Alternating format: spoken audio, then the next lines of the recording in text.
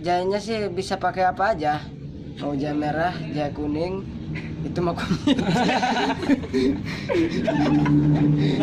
Jahe merah, apakah jahe putih bisa. Terus diperat, diparut, diperat pakai jeruk nipis. Jangan sebendel, sebelah aja, sebelah diperat.